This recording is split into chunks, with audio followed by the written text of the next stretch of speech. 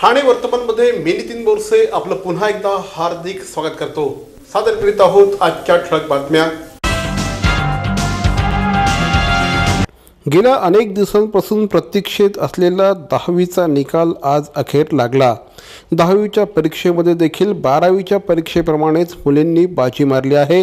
राज्याचा एकंदर निकाल 88.74% एवढा लागला आहे, तर मुलींचा निकाल तब्बल 91.45% एवढा लागला आहे, तर मुलांचा निकाल 86.51% एवढा लागला आहे। कोकण विभागाने यंदा राज्यात अव्वल क्रमांक पटकावला असून नागपूर विभाग मात्र तळाला गेला आहे। मुंबई विभागाचा निकाल 90.09% एवढा लागला असून त्यापाठोपाठ कोकण विभागाने 96.18% एवढा निकाल लावत पुन्हा एकदा कोकण देखील कुठल्याही परिस्थितीत मागे नाही हे दाखवून दिलं आहे। कोल्हापूरने 93.59%, पुणे 91.95%, औरंगाबाद 88.15%, नाशिक 87.76%, लातूर 85.22%, अमरावती 84.99%, तर नागपूर 83.67% एवढा निकाल लागलेला आहे। आईबाबा सामाजिक संस्था आणि नगरसेविका सौ नम्रता जयेंद्र कोळी आणि आईबाबा संस्थेचे अध्यक्ष श्री जयेंद्र कोळी यांच्या पुढाकाराने काल ठाणे शहरातील विद्यार्थ्यांसाठी वह्या वाटप आणि पुस्तकं वाटप या कार्यक्रमाचं आयोजन करण्यात आलं होतं। महागिरी कोळीवाडा परिसरातील गरजू विद्यार्थ्यांनी मोठ्या संख्येने याचा लाभ घेतला। गेल्या अनेक वर्षांपासून श्री जयेंद्र कोळी यांच्या पुढाकाराने या कार्यक्रमाचं आयोजन करण्यात येतं। काल देखील ज्या विद्यार्थ्यांना गरज आहे अशा विद्यार्थ्यांना मदत व्हावी या दृष्टिकोनातून श्री जयेंद्र कोळी यांच्या पुढाकाराने या कार्यक्रमाचं आयोजन करण्यात आलं। या कार्यक्रमाच्या निमित्ताने अनेक गरजू विद्यार्थ्यांनी या संधीचा लाभ घेतला। आईबाबा सामाजिक संस्थेतर्फे वर्षानुवर्ष म्हणजे आमचा हा कार्यक्रम पहिला राबवला जात आहे। आता फक्त मी नगरसेविका झालेली आहे, त्याच्यामुळे आता वेगळा टच आहे, पण आमचं हे कार्य असंच म्हणजे अविरत चालू राहणार आहे। जे गरीब लोकांना मदत करताना म्हणजे शक्य तितक्या जेवढ्या पद्धतीने आम्हाला मदत करता येईल तेवढं आम्ही करत आलोय आणि करत राहणार आहोत। आणि निःशुल्क सगळं आम्ही करत आलेलो आहे। कोणाकडूनही कुठलाही घेण्यात येत नाही, कुठलाही चार्जेस वगैरे। आणि आता म्हणजे त्याला प्रतिसाद म्हणजे चांगला मिळतोय, मोठ्या प्रमाणावर। पहिला होताच म्हणजे, पण आता कसा प्रभाग वाढलाय, सगळं वाढलंय, मोठा झालेला आहे, त्याच्यामुळे प्रत्येक कोपऱ्यातून कानाकोपऱ्यातून लोक येत आहेत। अंगारकी चतुर्थीचा सण आज ठाणे शहरामध्ये अतिशय उत्साहाने साजरा करण्यात आला। ठाणे पूर्व परिसरातील श्री सिद्धिविनायक मंदिरामध्ये देखील आज अतिशय उत्साहाने अंगारकी चतुर्थीचा उत्सव साजरा करण्यात आला। या निमित्ताने मंदिर परिसर हे पूर्णपणे फुलांनी सजवण्यात आलं होतं। आज सकाळपासूनच या ठिकाणी भाविकांच्या आपल्या लाडक्या श्री गजाननाचं दर्शन घेण्यासाठी रांगा लागल्याचं चित्र बघायला मिळालं। मंदिराचं यंदाचं 25वं वर्ष आहे। 25व्या वर्षानिमित्त यावर्षी अतिशय उत्साहाने अंगारकी चतुर्थीचा हा सण या ठिकाणी साजरा करण्यात आला। मंगळवारी जी चतुर्थी येते तिला अंगारिका चतुर्थी असं संबोधलं जातं। या निमित्ताने हे मंदिर अतिशय उत्तम पद्धतीने सजवण्यात आलं होतं। भाविकांनी देखील गणपती बाप्पाचं दर्शन घेतलं। हा गणपतीला जसं आम्ही प्राणप्रतिष्ठा केल्यावर आम्ही जे काय त्याच्या पूजा अर्चा वगैरे व्यवस्थित मनापासून आम्ही सगळे करतो। मंगळवारी आरती वगैरे असते आणि लोक इकडे येतात, दर्शन घेतात। लोकांचं असं म्हणणं आहे की आम्ही इकडे जे काय नवस मागितले नवस आमचे फेडले गेलेत आणि ते परत येतात आणि त्यांना म्हणजे चांगला अनुभव आहे। खूप लोकांना अनुभव आहे, म्हणजे लांबवरनं लोक म्हणजे ज्यांना अनुभव आले ते दुसऱ्यांना सांगतात, ते लोक पण इकडे येतात, त्यांना पण चांगलाच अनुभव भेटतो आहे की बाबा ना आम्हाला इकडे आम्ही जे काय नवस मागतो, आम्ही जे काय आमच्या इकडे प्रॉब्लेम सांगतो, बाप्पा आम्हाला ते प्रॉब्लेममधनं मुक्त करतो, असं त्यांचं म्हणणं आहे। गणपती बाप्पा मोरया। निसर्गातल्या कणाकणात ईश्वराचा वास, फुलाफुलातून दरवळणारा मोहक मंद सुवास, याच सुगंधातून वसे पूर्णत्वाचा ध्यास, देवभक्ती अगरबत्ती दे आनंद हमखास। विविध सुगंधात उपलब्ध पीतांबरी देवभक्ती अगरबत्ती आजच आणा घरात। बस रोक दो। कितने हुए भाई साहब? सर 55 रुपये। 55 रुपये? हाँ ये लीजिए। सर छुट्टे नहीं हैं। छुट्टी तो मेरे पास भी नहीं है। तो एक काम कीजिए सर, यूपीआई के किसी भी एप्लीकेशन से आप पे कर दीजिए, मेरा वर्चुअल आईडी पीछे लिखा हुआ है। अच्छा, ओके ओके।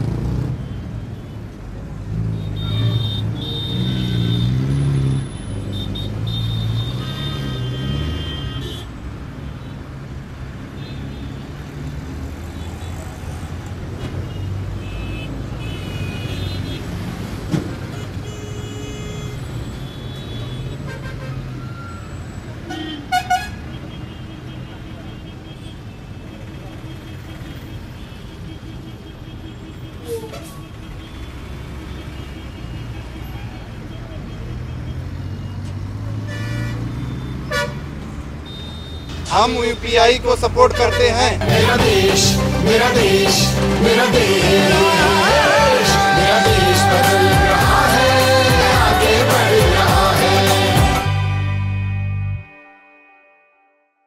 बॅरॉन मेन्स स्टुडिओचा लग्नसराई धमाका, 50% महासेल. किती?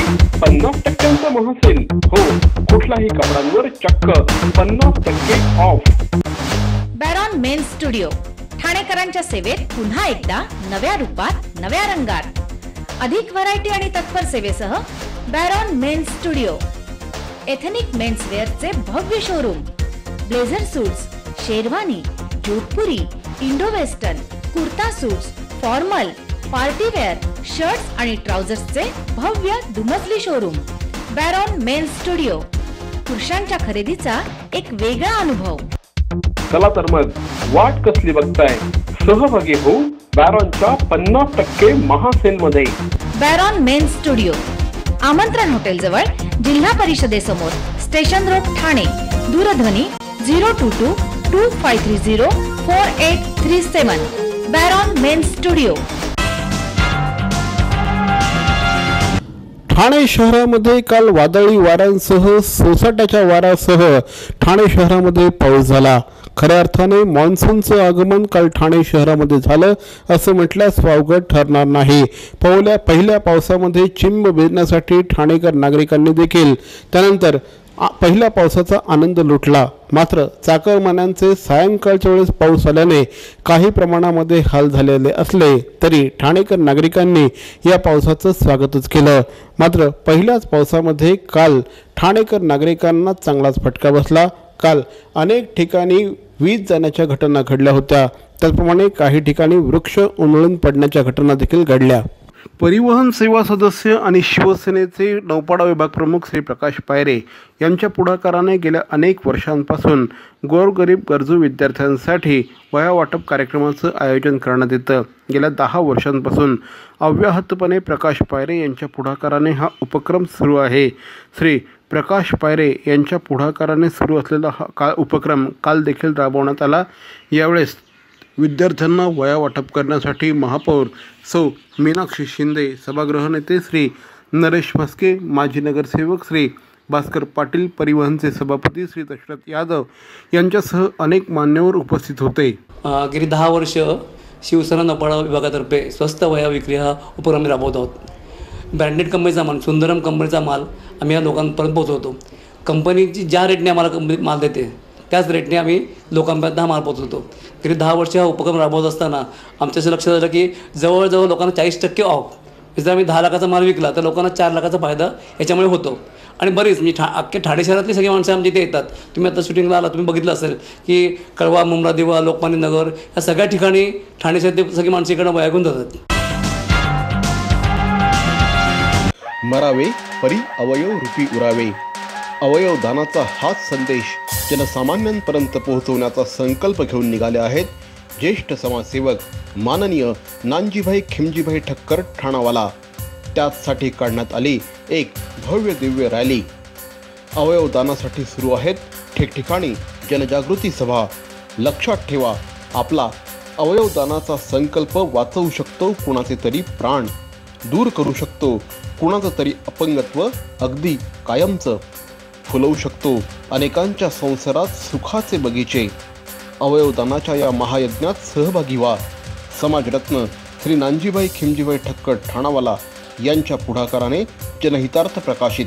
अहो, आपण आपलं घर स्वच्छ, सुंदर, नेटनेटकं ठेवतो ना, मग आपण आपल्या शहराच्या बाबतीत उदासीन का? आपलं शहर स्वच्छ, सुंदर आणि नेटनेटकं ठेवणं ही आपली जबाबदारी आहे, हो ना? मग उचला फोन आणि विना परवाना होर्डिंग्स, बॅनर्स कुठे दिसले तर 1800-222-108 या टोल फ्री क्रमांकावर कळवा किंवा 75069464155 या भ्रमणध्वनीद्वारे आपली तक्रार नोंदवा किंवा महापालिकेने तयार केलेल्या स्टार ग्रेड ॲप्लिकेशनद्वारे आपली तक्रार नोंदवा. त्याची दखल त्वरित घेतली जाईल. लक्षात घ्या, आपला छोटासा सहभाग आपलं शहर स्वच्छ, सुंदर आणि नेटनेटकं बनवू शकतो. जसं आपलं घर तसं आपलं ठाणे शहर.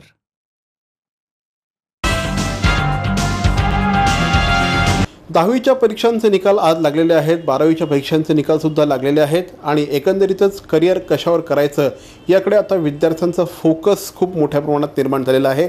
आणि अशा वेळेस गव्हर्मेंट जॉब्स अर्थात सरकारी अधिकारी बनणं हे देखील अनेकांचं स्वप्न असतं. बऱ्याचदा हा जो ऑप्शन असतो हा आपण ऑप्शनला टाकलेला असतो, कारण इतर अनेक क्षेत्र आपल्याला खुणावत असतात. मात्र सरकारी अधिकारी बनणं हे शक्य असतं. ते सहज शक्य जरी नसलं तरी योग्य पद्धतीने एफर्ट्स टाकले तर सरकारी अधिकारी बनणं हे तितकंसं अवघड देखील नसतं. या संदर्भात माहिती देण्यासाठी आत्ता आपल्याबरोबर आहेत NSGEचे अर्थात नॅशनल स्कूल ऑफ गव्हर्नमेंट एक्झाम्सचे संचालक श्री सागर गांधी. सागरजी, 10वीच्या विद्यार्थ्यांचा निकाल आज लागलेला आहे, काय सांगाल विद्यार्थ्यांना?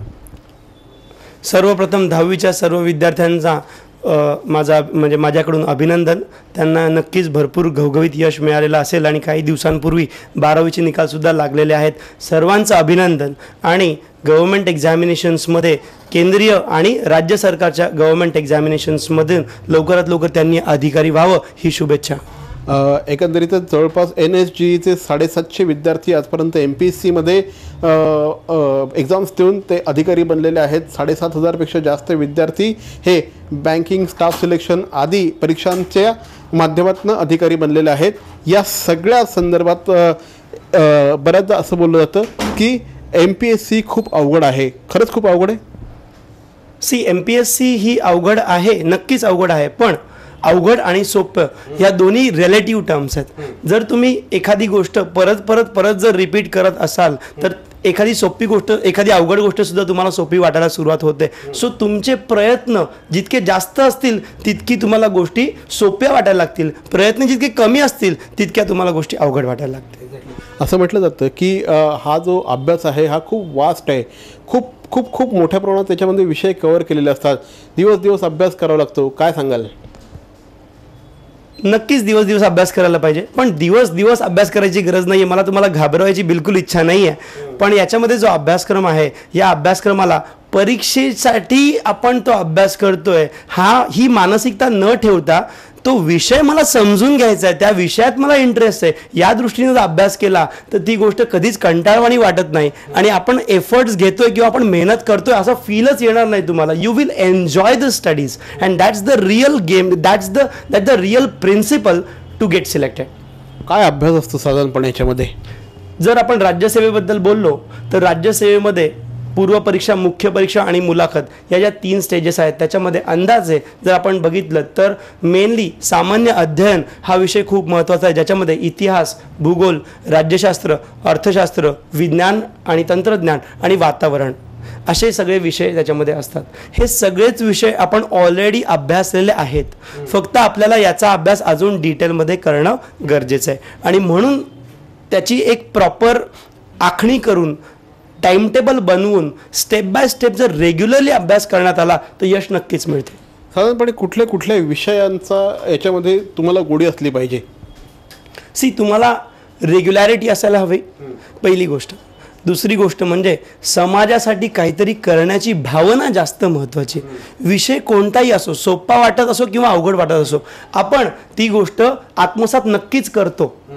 पण त्याच्या मागचा उद्देश महत्त्वाचा आहे. जर तो उद्देश असेल की मला फक्त पैसे कमवायचा हा उद्देश नाही आहे, माझ्या कामामध्ये मला माझ्या स्वतःसाठी सुद्धा माझं करिअर करायचं आहे, but at the same time I want to do something for the society, अशा पद्धतीनं जर काही हा जो उद्देश असेल तर आपण कितीही अवघड गोष्ट असेल तरी त्याला नक्कीच शिकतो, त्याचं रिपिटेशन करतो आणि त्याच्यावर प्रावीण्य हे नक्कीच आपण मिळवतो. एकंदरीत सागरजी मला सांगा की MPSC किंवा आता आपण ज्या काही एक्झाम्स कॉम्पिटेटिव्ह एक्झाम्समध्ये आपण जाऊ शकतो, कुठल्या पोस्ट विद्यार्थ्यांना या परीक्षांच्या यशस्वीतेनंतर मिळू शकतात? नक्कीच MPSC राज्यसेवा ही जी परीक्षा आहे याच्यामधून महाराष्ट्र शासनासाठी जितके पण राजपत्रित अधिकारी म्हणजेच गॅझेटेड ऑफिसरचं सिलेक्शन होतं, हे सगळं सिलेक्शन हे राज्यसेवेमधून होतं. या परीक्षेमधून विद्यार्थी मित्रांनो तुम्ही डेप्युटी कलेक्टर होऊ शकता, उपजिल्हाधिकारी होऊ शकता, DYSP होऊ शकता, म्हणजेच काय डेप्युटी सुपरिटेंडेंट ऑफ पोलीस तुम्ही होऊ शकता, तुम्ही पोलीस खात्यामध्ये जाऊ शकता, DYCO होऊ शकता, BDO ब्लॉक डेव्हलपमेंट ऑफिसर होऊ शकता, CO होऊ शकता, चीफ ऑफिसर नगरपालिका तुम्ही होऊ शकता, ACST होऊ शकता, assistant commissioner of sales tax. मित्रांनो ह्या सगळ्या प्रचंड पॉवरफुल पोझिशन्स आहेत. एका सहीवर मोठमोठी कामं जी कामं होण्यासाठी वर्षानुवर्ष लागणार असतील त्या गोष्टी होण्याची कपॅबिलिटी ही तुमच्यामध्ये या पोस्टमधून येणार आहेत. प्रचंड पॉवर याच्यामध्ये तुमचे येणार आहे, जेणेकरून तुम्ही समाजासाठी काहीतरी विधायक काम करू शकाल. काय लाईफस्टाईल असते ह्या सगळ्या एक्झाम्सच्या साठी यशस्वीतेसाठी काय असली पाहिजे?